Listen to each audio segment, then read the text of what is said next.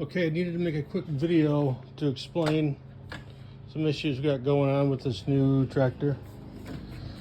We got some engine oil leaking down here, and I've also got some steering issues.